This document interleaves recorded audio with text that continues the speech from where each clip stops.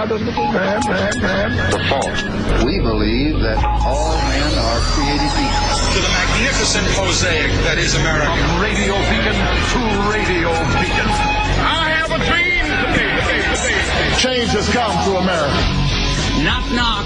Who's there? It's a figment of your imagination. Randi Rhodes Show. Turn up your mind. And so, my friends, it is with humility, determination, and boundless confidence in America's promise that I accept your nomination for President of the United States. It's Friday, you bastards! You know, girls, it's great to live in a democracy today, where freedom is everywhere. Everywhere. But girls, we often take this freedom for granted. Really? Freedom of speech. Yeah. Freedom of thought. What? And freedom of action. Yeah, well. But you know, gals, What? just because a bunch of men signed that Declaration of Independence in 1776 doesn't mean that freedom was for men alone. No? Oh, no, you take Tom Jefferson. Okay. Ben Franklin. A founder. John Hancock. Ew. There's a hell of a guy for you right there. Pass.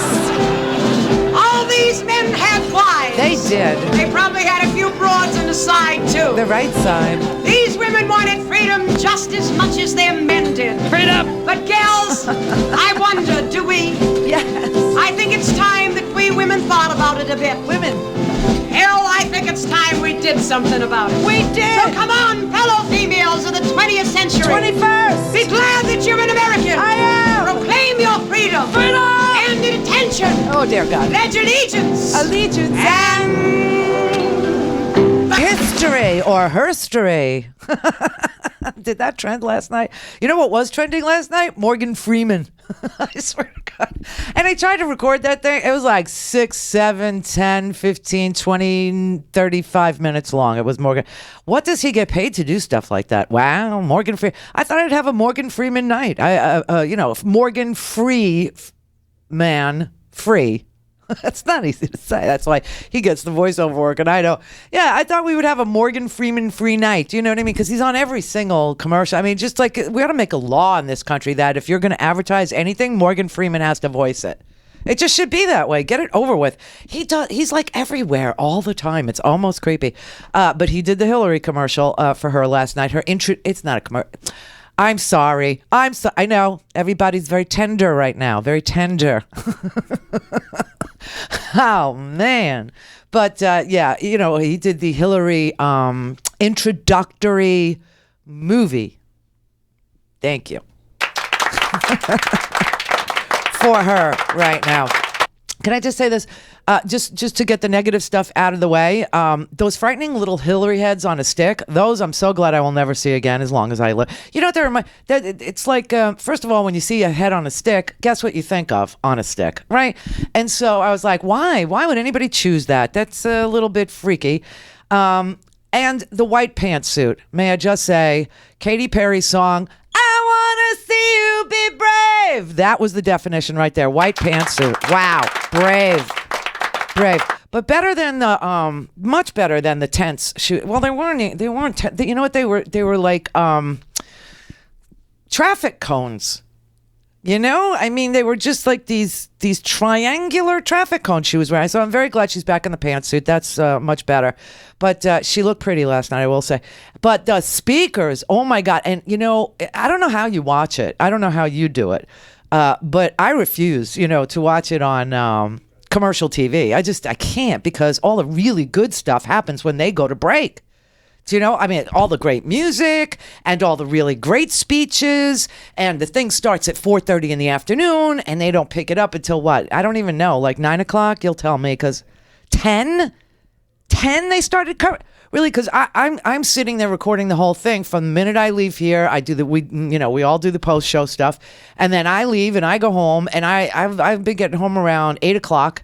And then I start recording. I just walk in the door and I go. I've been watching it on the Democratic Convention site that the Democrats put up, and it's uninterrupted, and it's just like one big long live stream. And there was only about 185,000 people on there. at the max. I mean, during Hillary's speech, you see people wandering in. You see them just, wandering in and wandering out, and then wandering in and say, no, not yet. Okay, I'll go, I'll go do something. I'll go smoke a joint, which is, I'm guessing, what you did. But you miss so much great stuff. You miss like the best stuff. And then what you get the next day, see, this is why it doesn't serve my purposes. Because the next day you just get a clip of something great that happened that you freaking missed. So, of course, I have everything. I have it all. And my favorite, this is the Randi Rhodes Air Force. And it is the Randi Rhodes Air Force for a reason. For a reason, trust me. But I got to say, I loved this guy. This guy. What will you do without freedom? Will you fight? Against that? No! We will run! And we will live. Aye. Fight and you may die. Run and you'll live. At least a while. And dying in your beds many years from now, would you be willing to trade all the days from this day to that for one chance, just one chance, to come back here and tell our enemies that they may take our lives, but they'll never take our freedom? USA! USA! USA! USA! Oh.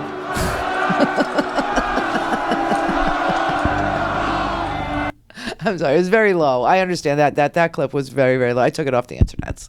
I shouldn't have done that, but I couldn't resist. Everything in my head last night, it was like Braveheart. But I will tell you that I loved this guy. I love this guy. This guy, like, I don't know, he made me sit up straight. It was like, holy mother of God, I forgot all about this training. And you know what never leaves you? The training. It never, ever leaves you. And, when I saw General John Allen last night, I heard him before I saw him. Tell you the truth, I was not sitting in front of the computer. I had it running. And I was in the kitchen. I made chicken cutlets last night. Yeah, what else did we have? We had chicken cutlets, peas, and, rice. Cajun rice is what we had. So I was in there burling. I was burling the rice because it takes 25 minutes. I didn't make it from scratch. I know every Latino is going, are you kidding me? You use rice in a box? En una caja? Arroz? En una caja? Increíble. Gringa. Yeah, I know. But I did it. And then I made the chicken cutlets. So I was actually heating up the oil, and all of a sudden I heard him, and I was like, I ran to my computer. I stood up straight. I saluted. I popped my bra strap, which is what the girls used to have to do. I don't know if they still make you do that because I haven't been in the military in a long, long time. But back in the day, they used to make, like I could just smell it. I could smell the barracks. I could smell I could see it. I could feel it. It was unbelievable to me. It was how real I was back there. I was there. And so I was like going like this, my breast. I was like, what the hell are you doing? I go, because we have to exercise. You must wear a bra. You have to support the boobies, But oh, God. Oh, I just loved. My fellow Americans, I stand with you tonight, a retired 4-star general. Damn! Woo! Of the United States Marine Corps. A Marine 4-star general. And I am joined chills. I really have chills. By my fellow generals and admirals. Oh. And with these magnificent young veterans. These magnificent from bastards. Iraq and Afghanistan. They went there and they risked their lives because they love this country. They are here. They are here before you because this most consequential election is the greatest one in our memory for the President of the United States. The stakes are enormous. We must not, and we could not, stand on the sidelines.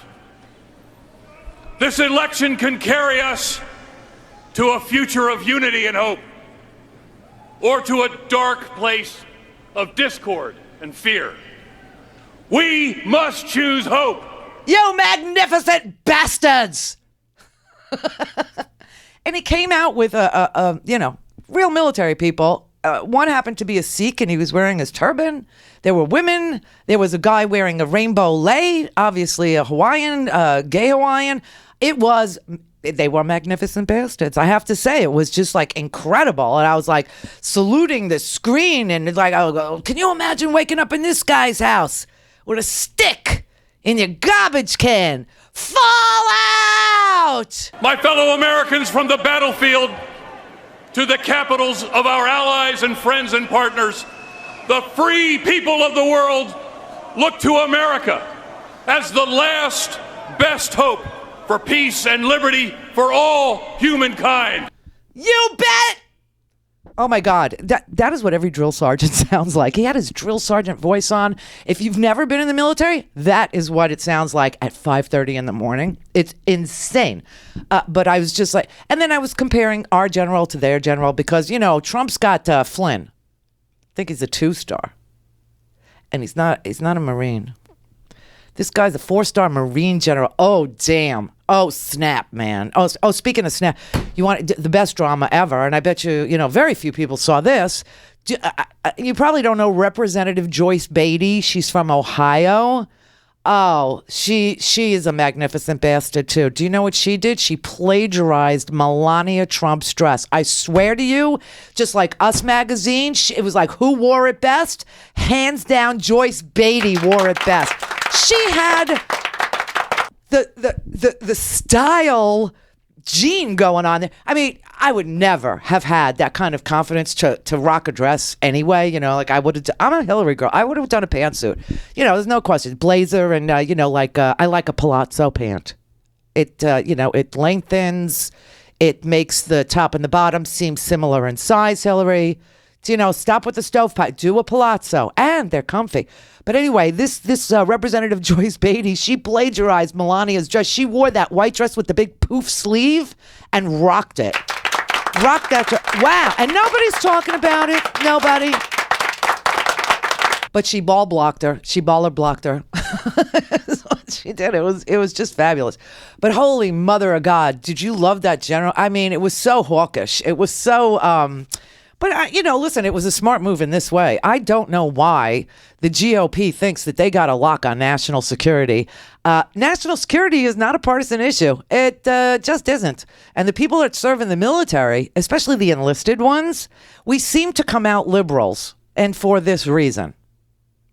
See, when you're trained by a guy like that, who's all up in your grill at 5:30 in the freaking morning, and trying to break you down so he can build you up into a fighting machine. Somebody that is going to protect their neighbor, protect their country, protect their buddy in the field. And you're being trained to throw a terrorist with a vest, a suicide one, to touch him while he's wearing the suicide vest, and to pick him up and throw him as far as you can. Yeah, that's what you're being trained to do. To protect your buddies. Then you realize that is absolutely the definition of liberalism. It means that the weakest person among you can get you killed. And therefore, if somebody can't perform at that level, your job as their buddy is to make sure they get there. And if you know somewhere in the back of your head that that person just can't perform at this particular task, which is no sin. Some people are better. You know what I could never do? I could never do the hand. I have absolutely no upper body strength. I mean, zero. And in a confidence course situation where, you're running through a fake battlefield and, you're crawling. I was really good under the barbed wire, dodging bullets. Really good at that. But what I couldn't do was the monkey bars over the mud. And so, I would fall all the time. Well, somebody comes and they say, I'll show you how you build up your... And then there was a girl in my unit, in my squadron, she couldn't run. I don't know why. She's a little girl. Name was Pina, was her last name. And Pina couldn't run. And so it was my job to grab her by the collar and force her around the track, right? Make her run. That's liberalism. When the weakest among you can get you killed, your job is to reach down and pick them up, not look down and say, you son of a bitch, you're going to die because you're not as good as me. No. And that's why it always irritated me so much that the GOP thinks that national security is a partisan issue. It isn't. And this was the most magnificent thing, this speech last night I made. We are the greatest country on this planet. Made me want to join again. So we stand before you tonight to endorse Hillary Clinton for the President of the United States of America.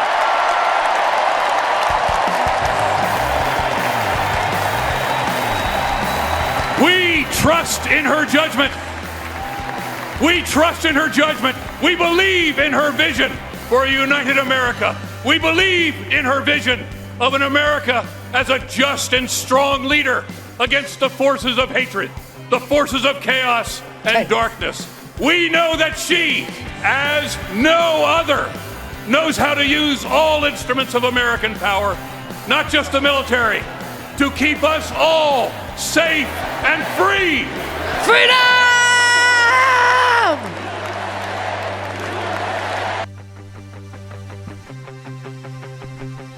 Oh, man.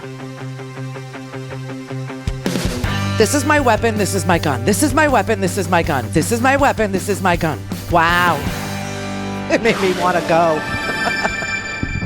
The Randi Rhodes Show is live on RandiRhodes.com and the free Progressive Voices app for Android and iOS. Visit the App Store or ProgressiveVoices.com now.